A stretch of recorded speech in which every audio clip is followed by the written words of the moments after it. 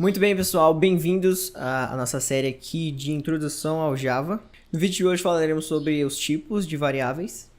E como o nome já sugere, um tipo de uma variável nada mais é do que o tipo de dado que ela guarda, o tipo de dado que ela armazena. Então, vamos supor que você queira armazenar um número inteiro, tipo 3, 10. Então, para isso você precisaria de uma variável do tipo inteiro. Em Java, uma variável tipo inteiro, ela é definida com o nome int, por exemplo. A gente já tem aqui o modelinho de uma variável, então vamos lá. Vamos supor que eu queira uma variável inteiro, então eu coloco int, o nome qualquer que eu quero dar para ela, e o valor dela. Vamos supor que ela seja 12. Então agora você tem uma variável do tipo inteiro, que armazena um número inteiro. Temos também as variáveis de ponto flutuante. O que isso quer dizer?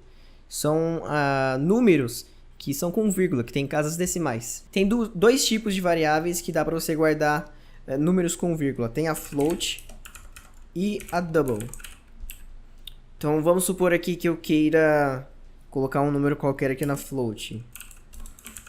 Não tem como colocar o nome da variável com o tipo primitivo. Sei lá, vamos colocar real1. Ela é igual a 25.6. Quando você quer dizer que é uma casa decimal em Java, você tem que usar o ponto e não a vírgula, porque se for a vírgula não vai funcionar. E como você pode ver aqui, ele sublinhou vermelho embaixo aqui dessa declaração. Por quê? Porque esse número aqui pode ser tanto float quanto double. E ele não entende se é float ou double, mesmo declarando aqui como float. Para ele entender que esse número aqui é um float, você tem que colocar um F na frente. Daí agora ele entende que é um float. A mesma coisa com o double. Se a gente for criar uma variável double aqui, ponto 9, a gente tem que colocar o D na frente para dizer que esse número aqui é um double e não um float. Também temos a variável de tipo boolean, que nada mais é do que ela armazena valores verdadeiro ou falso. Então, por exemplo, agora são o quê? 6 horas aqui onde eu moro. Então, está de dia. É verdadeiro, true. True é verdadeiro em inglês. Se eu fosse perguntar se está de noite, seria false, né? Porque não está de noite. Então, boolean armazena valor verdadeiro ou falso. Além desses tipos aqui primitivos, tem outros também, como esses daqui, que vocês podem ver. Tem aqui, o byte, o char, short, long. E qual a diferença deles para... Por exemplo, você pode ver que, o short, ele armazena números também, assim como o int. Qual a diferença do short para o int? A diferença é o tamanho, é a abrangência que ele consegue pegar, a abrangência de números. Por exemplo, olha só, o byte, ele pega os números de menos 128 a 127. E o short pega números de menos 32.768 a 32.717. E assim por diante. A diferença deles é a abrangência.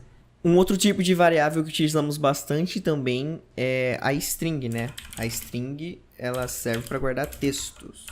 Tipo, hello world.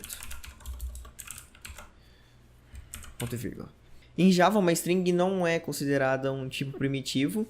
Ela é um objeto à parte porque os tipos primitivos são os tipos mais básicos de armazenamento de dados. A string não. A string é como se fosse vários chars juntos. É como se fosse, por exemplo, char h,